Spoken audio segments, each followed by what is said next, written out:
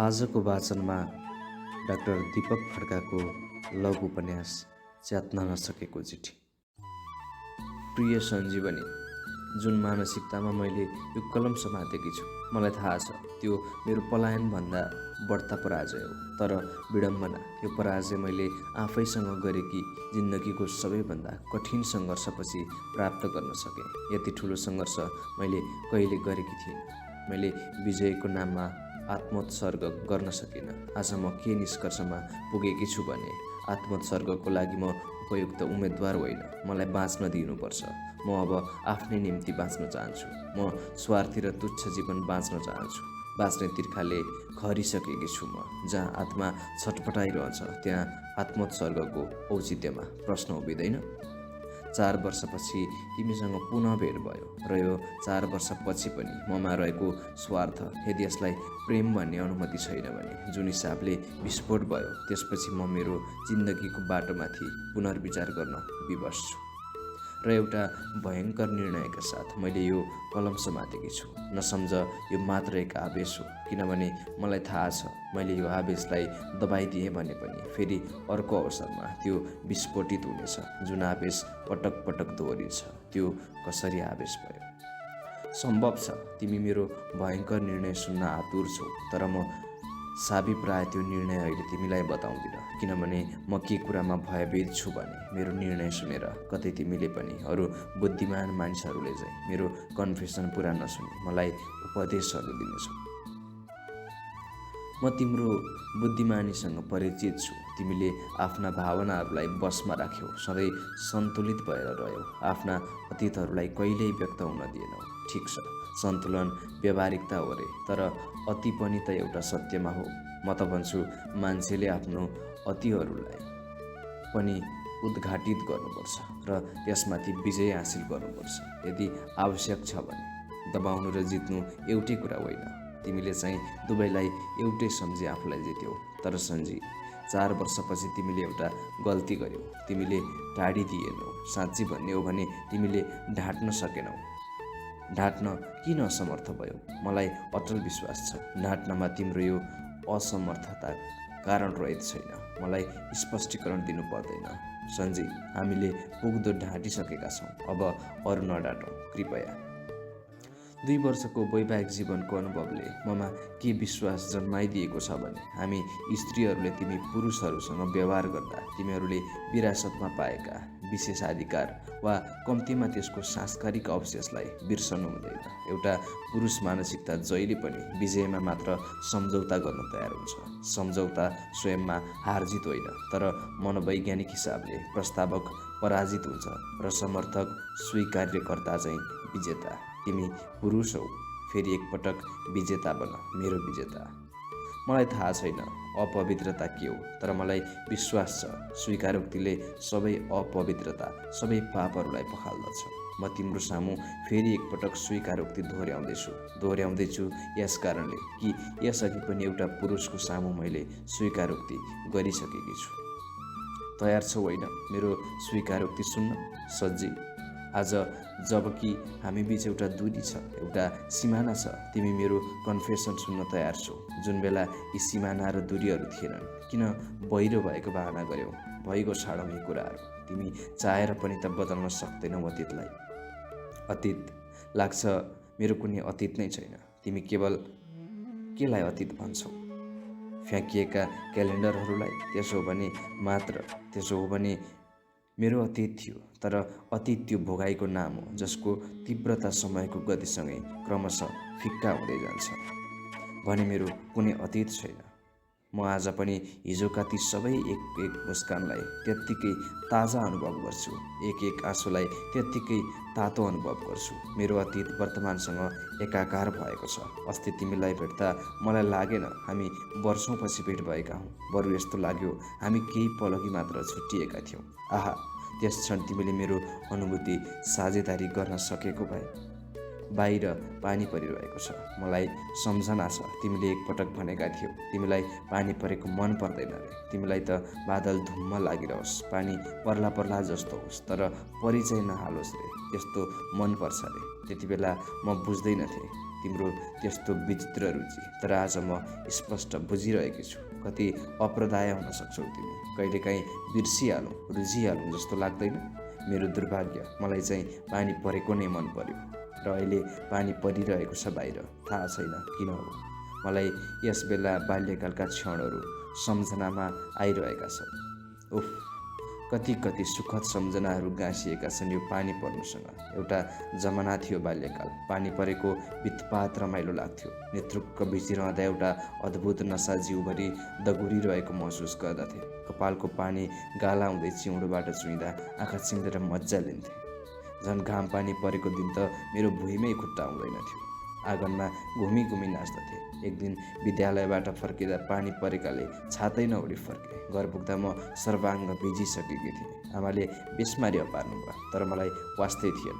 भोलिपल्ट पानी पर्दा बालदलीमा बसेर भिजिदिएँ। आमाले कान समातेर कोठामा लगेर थुनिदिनु भयो। एकैछिनपछि घाम पानी लाग्यो। झ्यालबाट हेरे घामको सुनौलो तेर्सा किरणहरू पानीका थोपाहरूमा चाँदी चाहिँ टल्कँदै खसिरहेका थिए। लाग्थ्यो मानौ आकाशबाट पुष्पवृष्टि भइरहेछ। त्यस दिन आँगनमा नाच्ने मेरो अदम्य धोको कोठाभित्रै गुम्सेर रह्यो।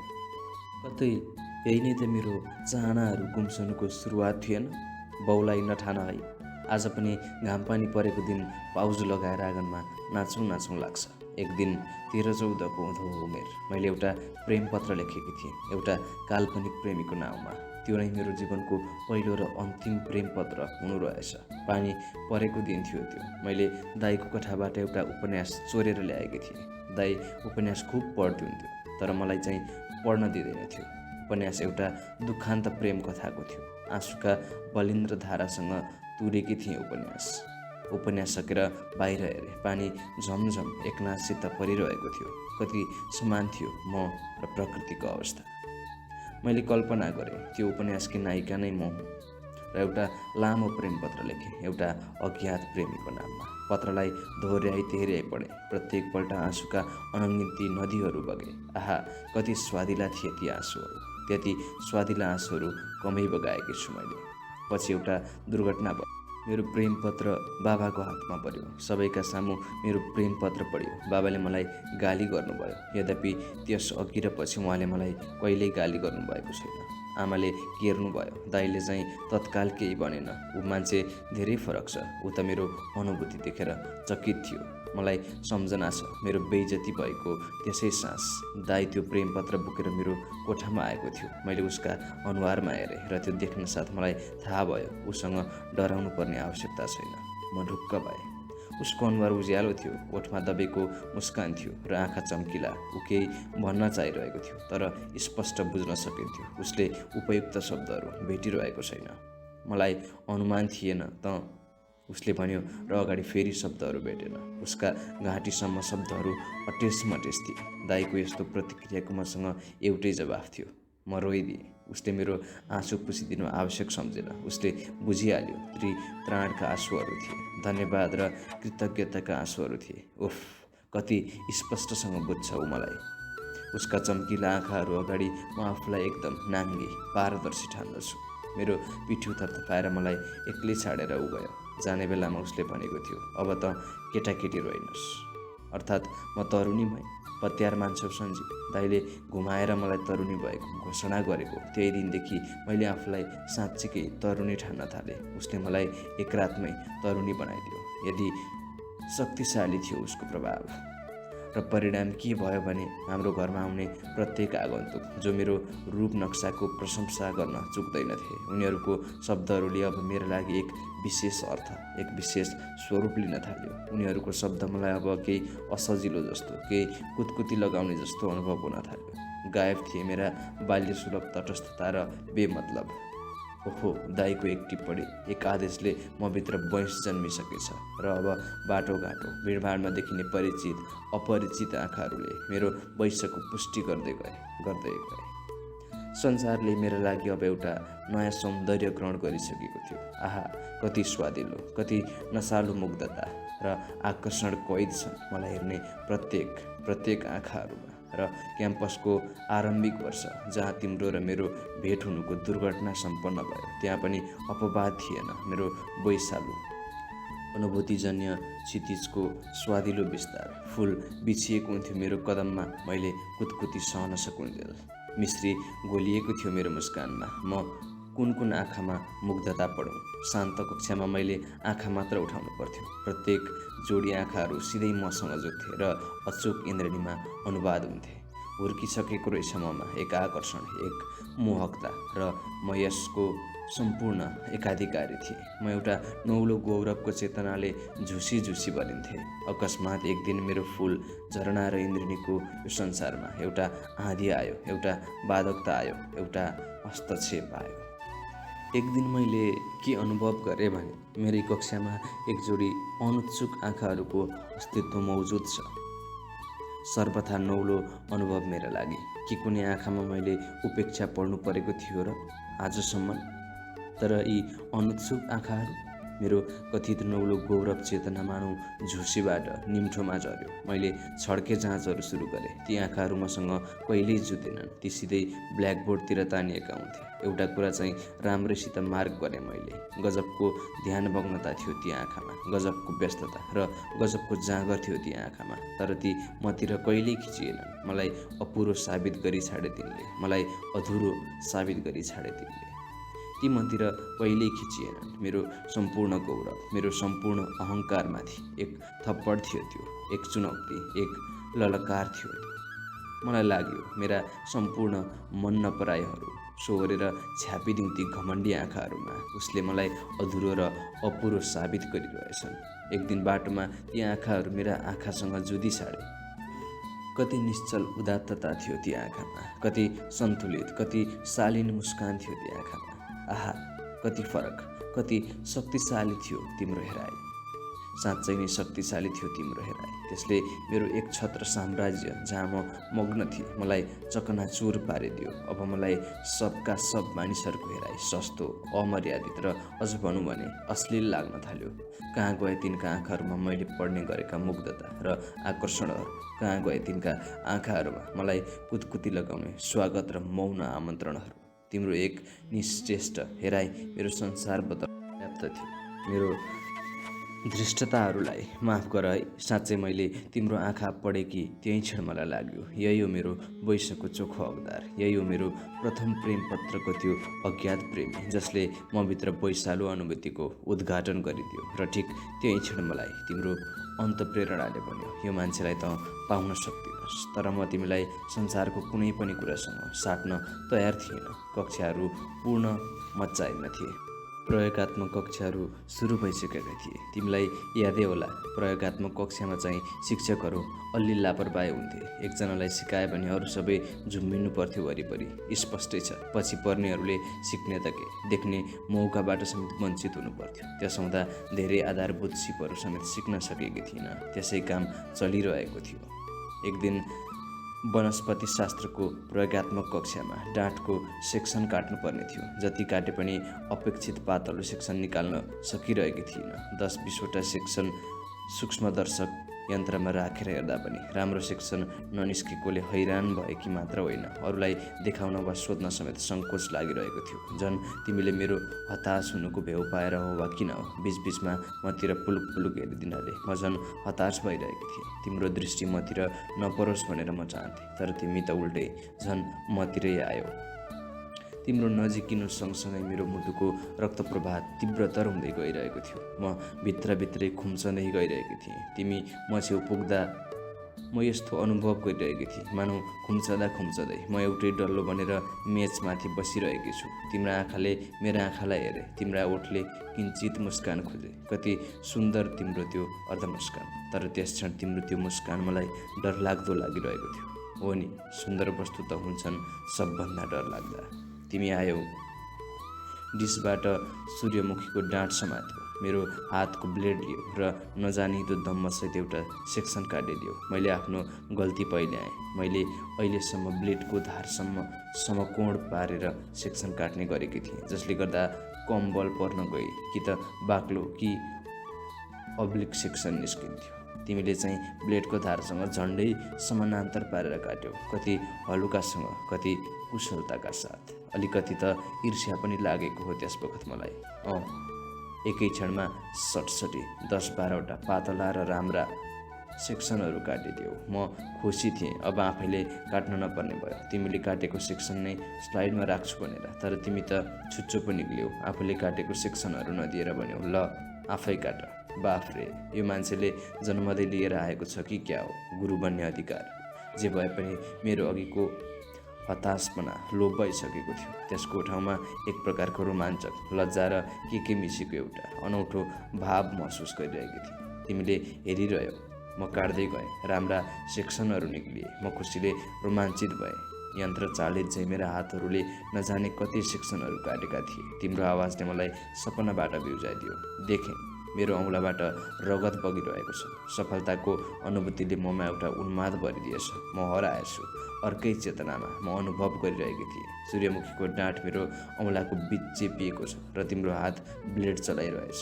तिम्रो औँला बिच च्यापिएको ब्लेडले लगाइदियो घाउ मेरो औँलामा। तिमीले लगाइदियो घाउ मेरो औँलामा।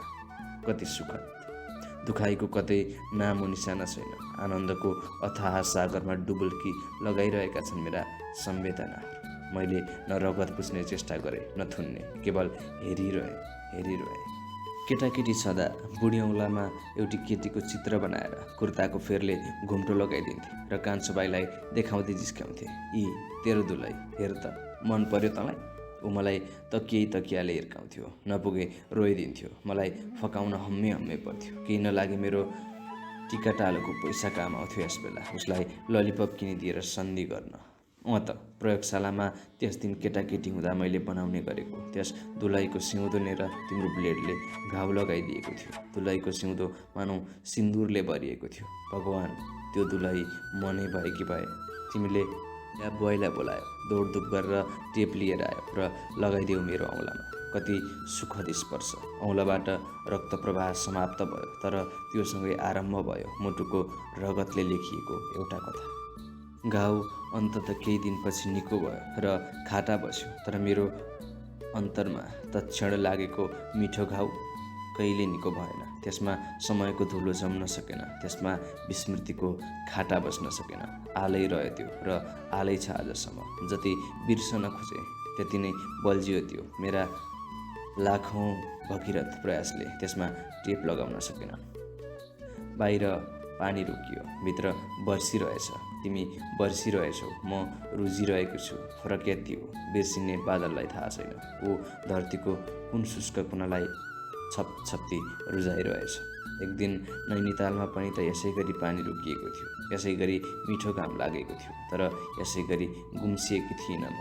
अल इन्डिया टुर याद छ त तिमीलाई? हलमा हामी सब सिनेमा हेरिरहेका थियौँ, एउटै लहरको सिटहरूमा बसेर। सिनेमा के थियो मलाई मतलब थिएन। मलाई त मतलब थियो तिमीसँगै बसेँ, तर तिमीले मेरो यस प्रयत्नको भनकोसम्म पाएनौ। यही त मेरो जीवनको एउटा ठुलो त्रासदी भयो। तिमीले कहिले मेरो चेष्टाहरूलाई पढ्ने प्रयत्न गरेनौ, कहिले गरेनौ सन्जी। कहिले त लाग्छ तिम्रो मुटु नै छैन। वयस नै नआए तिमी 20 वर्षमै बुढो भइसकेका छौ। तिमी मौन थियौ मसँगै, तिमी निश्चल थियौ मसँगै, तिमी अन्दाजै गर्न सक्दैनौ मेरा 18 वर्षका स्वप्निल वैंशलाई कुन पहाड उठाउन परिरहेको थियो तिम्रो यो जड सामिप्य स्वीकार गर्न, तिम्रो यो निष्क्रिय र निर्जीव सामिप्य स्वीकार गर्न। एउटा रात छटपटाइरहेको थियो, छातीमा जुन टाँसेर। एउटा किनारा छटपटाइरहेको थियो, नजिकै सागरका उठ्न बेखबर छालहरू देखेर।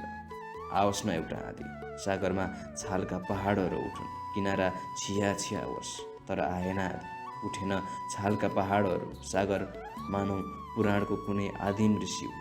ऊ हजारौँ वर्षदेखि समाधिस्थ छ र अरू हजारौँ वर्ष समाधिस्थ रहनेछ।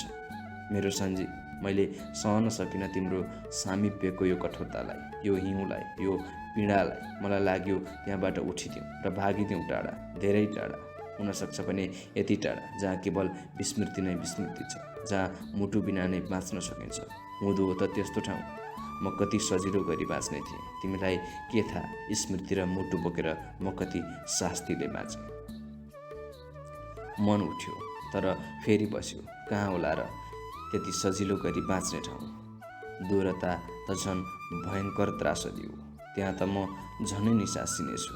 एउटा कल्पनातीत आश्चर्य, तिम्रो हात चपक्क मेरो काँधमाथि भएको थियो।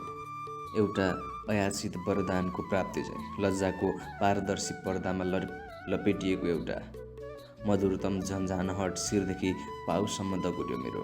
मैले आँखा चिम्ले। तिम्रो हातले मेरो गर्दन, कपाल, गाला सुमसुम्याउँदै गयो। ममा बिस्तारै एउटा अनौठो बेहोसी छाउँदै गयो र बेहोसीमै भए पनि म अलिकति विस्मित भएँ जब तिम्रो हातले, यति मन परी त नगर्नु पर्ने हो तिम्रो हातले। मैले तिम्रो चकचके हातलाई हेरेँ। आश्चर्य, घोर आश्चर्य। तिमी त हातमा चिउँडो अड्याएर सिनेमा हेरिरहेका थियौ। त्यसो भए मेरा जिउमा कसको हात त? मैले त्यो हातलाई एक झट्कामा यसरी फालिदिएँ मानौ त्यो मेरो जिउमा सुलुल्ल बगिरहेको एउटा सर्प हो। घिनलाग्दो, डरलाग्दो। पछाडि फर्केर हेरेँ। साँच्चै त्यो डरलाग्दो सर्प चाहिँ थियो। एउटा देशी गुन्डा थियो मेरो पछाडि। भय र त्रासको एउटा सिरुडो जिउभरि महसुस गरेँ मैले के ठानेकी थिएँ भने तिम्रो हातको भ्रममा मैले उसलाई दिन पुगेकी सहुलियतको कारणले त्यसो भए तापनि अब मैले उसको हात फालिदिएकाले उसले यसो गर्ने छैन। तर मेरो आशा एकैछिनपछि छ्यान्न ब्यान्न भयो जब उसका हात पुनः मेरा काँधमा आइपुगे। मैले बलपूर्वक उसका हात फ्याँक्ने चेष्टा गरेँ तर ती टसमस भएनन्। तिमीले खोइ कुन्नी कसरी हो चाल पाएछौ। भाई साहब, आप अगर जानबूझकर ये हाथ यहाँ रख रहे हो तो यकीन मानिए आपका हाथ हमें पसंद आएगा। हमारे पास खुकुरी है और हम इसका इस्तेमाल आपके हाथ पर करेंगे। यो तिमीले त्यस गुन्डाको हात हटाइदिँदै भनेका थियौ। तिम्रो यो फिल्मी डायलग। त्यस्तो बेलामा पनि म मुस्कुराएँ। त्यो गुन्डा उठेर गयो। तिम्रै सल्लाह बमोजिम हामी केटा र केटीहरू बिराएर बस्यौँ। त्यो गुन्डा फेरि आयो साथमा अरू साथीहरू लिएर। अब हाम्रो पछाडि ती गुन्डाहरू कोही रिभल्भर घुमाउँदै थिए, कोही फिल्मी शैलीका संवादहरू बोल्दै थिए। घटना पुरै फिल्मी ढङ्गले घटिरहेको थियो। मध्यान्तर भयो। गुन्डाहरू बाहिर गए। तिम्रो आदेशअनुसार हामी सबै केटीहरू र केही केटा साथीहरू थर्ड क्लासतिरको बाटो गरेर भाग्यौँ। यद्यपि म न तिम्रो सुरक्षा गर्न सक्थेँ न स्वयं आफ्नै। त्यही पनि सन्जी, किन मलाई त्यस बखत भाग्ने चाहना पटक्कै थिएन। म त तिमीसँगै रहन चाहन्थेँ। तिमीसँगै रहेर सम्पूर्ण दुर्घटनाहरू बिहोर्न चाहन्थेँ। तर तिमीले मलाई सधैँ दुर्घटनाहरूबाट बचायौ। तिम्रो साथबाट दुर्घटना बिहोर्न सुख मलाई कहिल्यै दिएनौ सन्जी। यही त मेरो जीवनको सबैभन्दा ठुलो दुर्घटना भयो। आजभोलि त थुप्रै दिनहरू र कहिले त महिनौँ पनि त्यसै बिताइदिएकी छु बिना कुनै छटपटी। तर त्यस दिन विश्वास मान, तिमी हलबाट होटल नफर्कुन्जेलका 14वटा मिनेटहरूमा मैले ठुल्ठुला 14वटा युगहरू बिताएकी थिएँ। तिमी फर्क्यौ, म रोइदिएँ। तिमीले सम्झायौ, झन् रोइदिएँ। बेलुका फेरि रोइदिएँ। किन रोयौँ लामो कसले के अर्थ लगाएको नि मेरो रुवाईको त्यस दिन। तर म आफैले भने कुनै अर्थ लगाउन सकिनँ। आज पनि जब त्यस रुवाईको अर्थ लगाउन खोज्छु कसो अल्मलिन्छु म। सम्झाउने उपक्रमको आखिरमा तिमीले भन्यौ, किन यति हताश भएकी? यतिका साथीहरू छन्, म छु। मैले केही सुनिनँ। अन्तिम शब्द म छु बाहेक। म छु, तर कहाँ? कति नजिक अथवा कति टाढा? मलाई चिच्याएर भन्न मन लागेको थियो, तिमी छैनौ सन्जय। तिमी कहिले पनि थिएनौ। रसायनशास्त्रको प्रयोगशालामा एक दिन एसिड मेरो हातमा पोखिँदा तिमीले पानीले पखालिदिँदा पनि तिमी थिएनौ। कश्मीरको हिउँमा म चिप्लेर लड्दा तिमीले हात समातेर उठाउँदा पनि तिमी थिएनौ। दिल्लीको अस्पतालमा मलाई तिमीले रातभर कुर्दा पनि तिमी थिएनौ। सन्जी, तिमी थिँदै थिएनौ र छैनौ। तर चिच्याइन। मैले आफ्नो शरीरलाई छाडिदिएँ। अब म तिम्रो बाहुपासमा थिएँ। मैले आँखा चिम्ले। आहा, यसै बेला मेरो मृत्यु हुँदो हो त कति सुखद हुँदो हो त्यो। र जब आँखा खोले तिमी साँच्चीकै थिएनौ। तर म तिम्रो आगमनको गन्ध अझै सुँघ्न चाहन्थेँ। तिम्रो बसाइको आकृति अझै देख्न चाहन्थेँ। हो त, तिम्रै आकारको आकृति। त्यो आकृति उठ्यो, ढोकासम्म गयो, फर्केर हेऱ्यो। मैले सुस्तरी बोलाएँ। त्यसले मतिर 2 कदम मात्र के बढाएको थियो त्यो एकदमै लोप भयो। मेरो अगाडि पट्ट अन्धकार छायो। मेरो साथीले बत्ती निभाएकी रहेछ। म सम्झन्छु त्यस क्षण जब म तिम्रो बाहुपासमा थिएँ। यो मेरो मौन आग्रहलाई, मेरो समर्पणलाई सरासरी बुझपचाइदियौ तिमीले। मेरो स्वस्थ र मोहक शरीरले तिमीमा कुनै गर्मी पैदा गरेन, कुनै आन्दोलन मचाएन। आखिर तिमी कुन धातुले निर्मित छौ? किन यति चिसो तिमी? वस्तुतः तिमी चिसो होइनौ, होइन? तिमी त बखत पनि मलाई भित्रभित्रै चाहन्थ्यौ होइन? जसलाई भित्रभित्रै चाहना गरिन्छ उही प्रति बाहिर यति चिसिन सक्यौ? किन मान्छेको भित्र र बाहिर यति ठुलो अन्तर हुन्छ?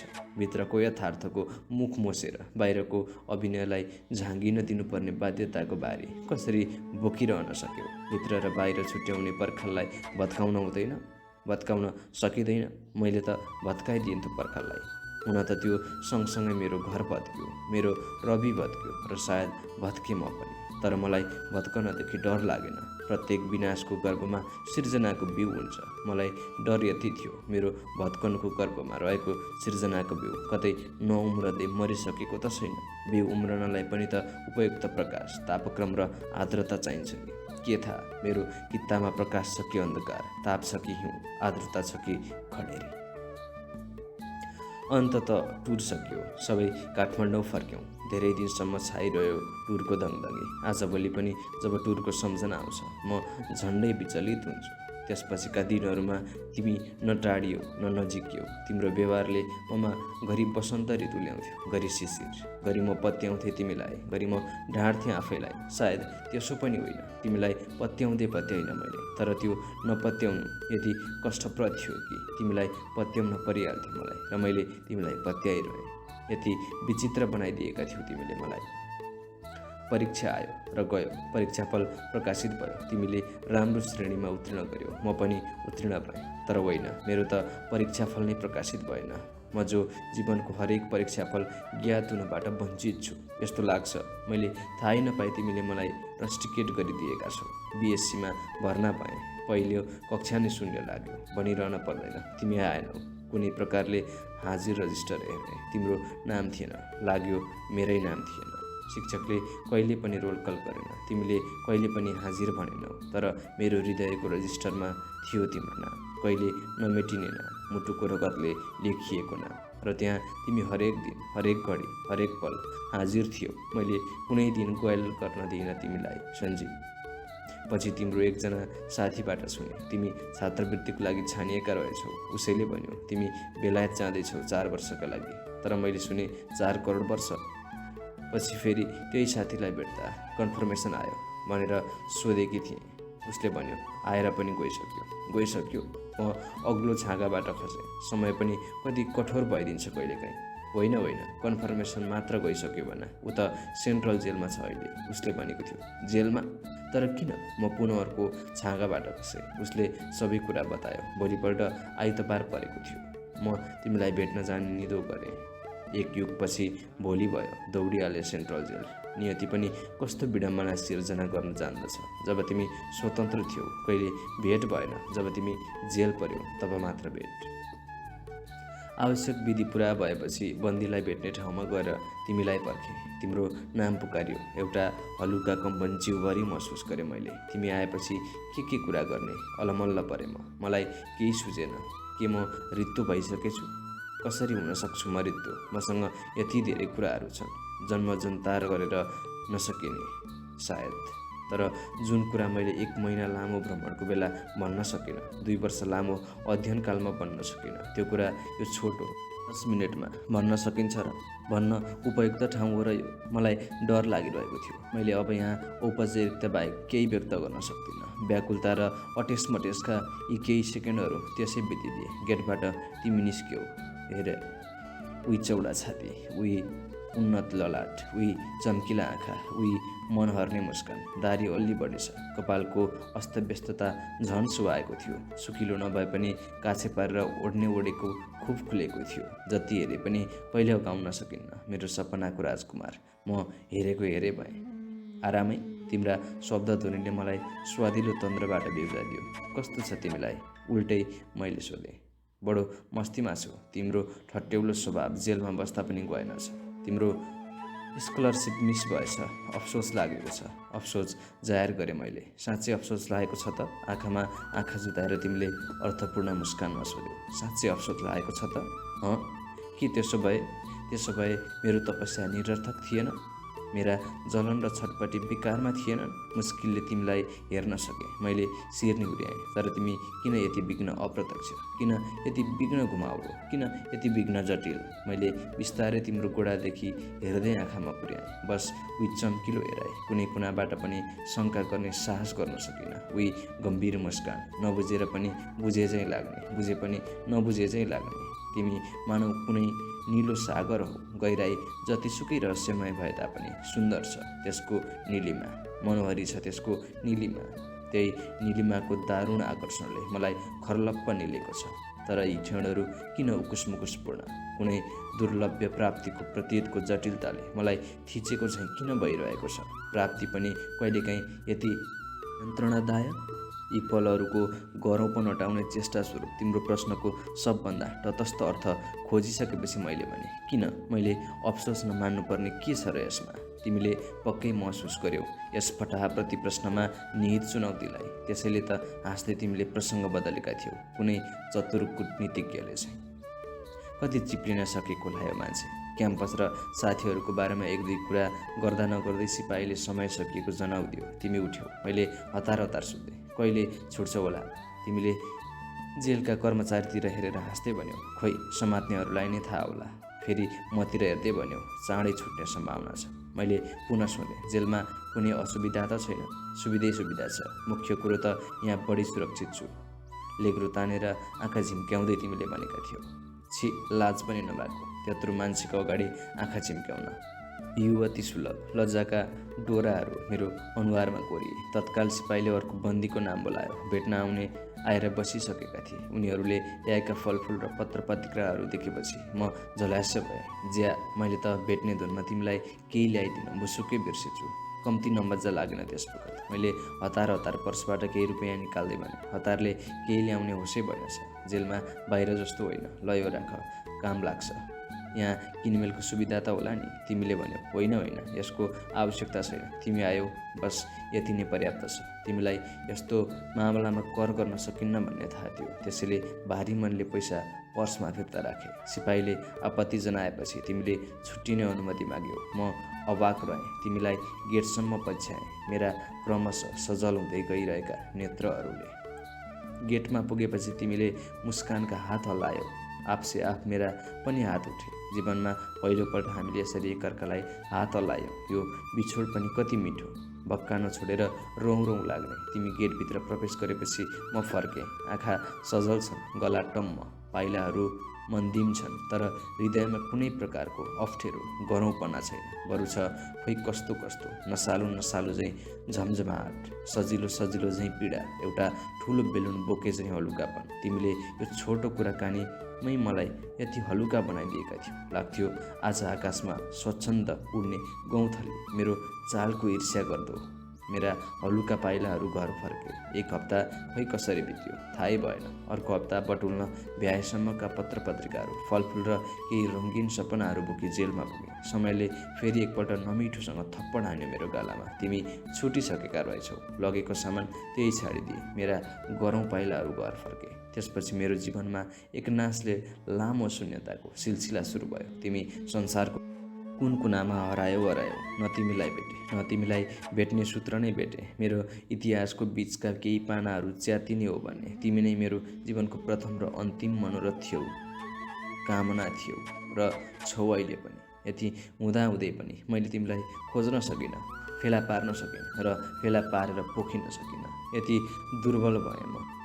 तर मेरो यो दुर्बलता तिम्रै पुरुष प्रधान समाजको दान होइन र लज्जा, कोमलता, मृदुलता इत्यादि विशेषण र उपमाले कसेर तिमी पुरुषहरूले नै बाँधेका हौ हामीलाई। तर ढिलै भए पनि म अब सधैँहरूलाई दोष दिएर आफू सन्चोसँग बस्नेहरूको पङ्क्तिमा पर्दिनँ। अब मलाई लाग्छ म दुर्बलताको शिकार किन भएँ भने म आफै दुर्बलताको धरातलबाट उठ्ने चेष्टा नै गरिनँ, अल्मलिएँ म। त्यसैले आजभोलि मलाई पुरानो समयका निष्क्रियता, कुम्साई र अन्योलताले घोचिरहेका छन्, बोलिरहेका छन्।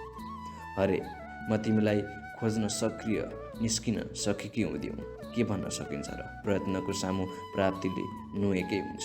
तर नियतिको खेल अझै बाँकी थियो। समयलाई गुरु थापेर मैले थुप्रै कुराहरू सिक्न बाँकी रहेछ। समय एउटा मान्छेको परिधिभित्र हटाउने वस्तु होइन, ऊ चिप्लिँदै गयो मेरो छेउबाट। त्यसले मेरो अतृप्त घाउमा कुनै खाटा बसाएन। साथीहरूले भने ममा एक प्रकारको एकहोरोपना आउँदैछ। मैले मेरो स्वभावमा कुनै हस्तक्षेप गरिनँ। अरू उमेर पुगेकी छोरीको बाबुआमालाई जस्तै मेरा बाबुआमाका लागि पनि म चिन्ताको विषय हुन पुगेँ। उनीहरूले योग्य वरहरूको खोजी सुरु गरे। राम्रै ठाउँहरूबाट प्रस्तावहरू आए। मैले निर्वाह एक अस्वीकार गर्दै गएँ। बाआमाले अनौठो माने, मैले परवाह गरिनँ। उनीहरूले खुब जोड लगाए, मैले हारिनँ। हार्न चाहिनँ, तर मैले नहारेर के जित्न चाहेकी हुँ मलाई नै थाहा थिएन। दाइले एकान्तमा सोध्यो, तैँले बिहे गर्न किन नचाहेकी कुसा? मैले भने, मेरो मर्जी। अघि पछि त्यति माया गर्ने दाइलाई पहिलोपल्ट यति रुखो जवाफ दिएकी थिएँ मैले। उसले सम्झायो, ठिकै छ, तेरै मर्जी, तर तेरो कसैसँग प्रेम भएर त्यसो भने के हो भने? त्यो केटा को हो? हामी तँलाई अन्याय गर्ने छैनौँ। भन सन्जी, म के जवाफ दिउँ यस प्रश्नको? मैले झन्डै रुँदै भएँ। होइन, तपाईँहरू मलाई यस घरबाट किन निकाल्न चाहनुहुन्छ? म भारी भएकी हुँ भने एउटा डेरा खोजिदिनुहोस् र सन्चोसँग बस्नुहोस् तपाईँहरू। त्यसपछि बा आमा दाइ कसैले पनि बिहेको कुरा उठाएनन् मेरो सामु। तर सबजना विचित्र ढङ्गबाट हेर्न थाले मलाई। नजानी तु गरेर बिस्तारै बिस्तारै म परिवारका अन्य सदस्यहरूबाट अलग्गिँदै गएँ, बहिष्कृत हुँदै गएँ। म माथि कसैको अरोड परोड चल्दैन थियो। मेरा लगभग हरेक मागहरू बिना कुनै आनाकानी पुरा गरिन्थे। म माथि कसैले पनि टिका टिप्पणी, आलोचना वा प्रशंसा केही गर्दैनथे। सबजना मलाई यसरी हेर्दथे मानौ म या त कुनै मानसिक रोगी या कुनै अनौठो जीव। अरू त अरू, मेरो कान्छो भाइ जो अघि पछि रोइ रोइ मलाई हैरान पार्थ्यो, मेरो अघिल्तिर पटक्कै रुँदैन थियो। उसले पनि टिपिसकेको थियो मेरो परिवर्तन। ऊ रोइरहेको बेला म पुगेँ भने ऊ रुवाई टक्क थामेर मलाई टुलु टुलु यसरी हेर्थ्यो मानौ म कुनै डरलाग्दो गुजी हुँ। उसलाई देख्दा मलाई विश्वासै गर्न गाह्रो हुन्थ्यो। त्यो त्यही भाइ हो जसको हातले घरमा सधैँ मेरा कुर्ताको फेर समातेको हुन्थ्यो। बजार जाँदा सधैँ मेरो कान्छी औँला समातेको हुन्थ्यो। जब म बायोलोजी प्र्याक्टिकलको ड्रइङ गरिरहेको हुन्थेँ, मेरो कान्छो भाइ आइपुग्थ्यो र कहिले माछा बनाइदे, कहिले भ्यागुता भनेर डिस्टर्ब गर्थ्यो। अक्सर बनाइदिन्थे पनि। कुनै कुनै बेला जब म बनाइदिँदैनथेँ, ऊ भन्ने गर्थ्यो, कस्तो नजाती दिदी, अबदेखि बोल्दा पनि बोल्दिनँ के? अनि ऊ मुख चोसो पारेर उभिन्थ्यो। म हाँसिदिन्थेँ। ऊ भने रिसाएको रिसाए हुन्थ्यो। अब उसलाई खुसी पार्न उसले भने बमोजिमको चित्र बनाउनु बाहेक अर्को विकल्प बाँकी रहँदैन थियो। म उसले भनेको चित्र छिटो छिटो बनाइदिन्थेँ। ऊ हेर्दथ्यो तर मसँग अझै बोल्दैन थियो। स्पष्टै छ, उसको रिसाइ अझै सिद्धिएको छैन। अनि म उसको चाकरी स्वरूप एउटा सानो केटाको र एउटी अलि ठुली केटीको चित्र बनाउँथेँ। केटाको शिरमाथि जातिभाइ भनेर लेख्थेँ र केटीलाई देखाउँदै यो को भनेर सोध्थेँ। ऊ मधुर मुस्कानका साथ भन्थ्यो, जाति दिदी। अनि म उसका गालामा चुम्बन बर्साइदिन्थेँ। तर अब ऊ पुरै पराई बनेको छ। एक दिन ऊ थिएन। म उसको कापीमा चित्र बनाउन सुरु मात्र गर्दै थिएँ। ऊ आइपुग्यो र मेरो पिठ्यू पछाडि उभिएर हेर्न थाल्यो। मैले मुस्काउने प्रयास गर्दै उसलाई हेरेँ र पुनः चित्र बनाउन सुरु गरेँ। उसले के गर्यो थाहा छ? मैले चित्र बनाउन लागेको त्यो कापी फुत्त खोसेर उभाग्यो। त्यस दिन म रातभर सुत्न सकिनँ। म भत्किरहेँ रातभर। भोलिपल्ट खाना खाने बेलामा सबैको सामु मैले सुनाएँ, म बिहे गर्न तयार छु, कुरा चलाए हुन्छ। मेरो निर्णय सुन्दा एकछिन त सबैले गाँस हाल्न बिर्से। पछि आमाले सोध्नुभयो, ठिक छ, कोसँग चाहिँ कुरा चलाउँ त? मैले भने, तपाईँहरूले रोजेर दिएको जोसँग पनि राजी छु। बस घरमा रौनक फेरि फर्क्यो। कान्छो भाइले चाहिँ अझै मलाई टुलु टुलु हेर्थ्यो, तर लाग्थ्यो उसको हेराइमा अर्थ नै अर्थ छ, सोधाइ नै सोधाइ छ। आखिर म उसको जाति दिदी। दाइले एक्लै हुँदा सोध्यो, कुसा, बिहे भन्ने कुरा ख्याल ख्याल होइन, तैँले ठन्डा दिमागले सोचेर त निर्णय दिएकी होस्। होइन, तपाईँहरू के चाहनुहुन्छ? जब मलाई बिहे गर्ने मन थिएन, तपाईँहरूलाई नगरी भएन। जब म बिहे गर्न राजी छु, तपाईँहरू अत्तो थाप्नुहुन्छ, मैले भनेकी थिएँ। दाइले भन्यो, ठिकै छ त्यसो भए, तर भन् कुन चाहिँ मन पर्यो त? मैले पुरानै उत्तर दोहोऱ्याएँ, तपाईँहरूले रोजेको जोसँग पनि राजी छु। आखिर मेरो बिहे भयो। जान्ने सुन्नेले भने राम्रो घरमा परे। निश्चय नै सम्भव भएर रोज्ने सोच्ने काम भएन मबाट। रोजेकी नै भए पनि त्यो एउटा विडम्बना सिवाय के नै हुन सक्थ्यो र? अघाइँदैन भने भोजनको के प्रयोजन? तर सन्जी, त्यो आत्मसमर्पण चाहिँ थिएन। निश्चय नै त्यस रात कान्छो भाइ जो यति नजिक थियो, उसको टाढिनुको हदले मलाई भत्कायो। तर भत्कनु ममा त्यही दिनदेखि सुरु भएको, जुन दिन मैले दाइलाई पहिलोपल्ट रुखो जवाफ दिएकी थिएँ। मेरो कित्ताको पारिवारिक स्नेह, ममता र प्रेमको जगको पहिलो ढुङ्गा त्यही दिन लड्यो। कान्छो भाइले त बस एउटा कम्पनी ल्याइदियो र म धेरै भत्केँ।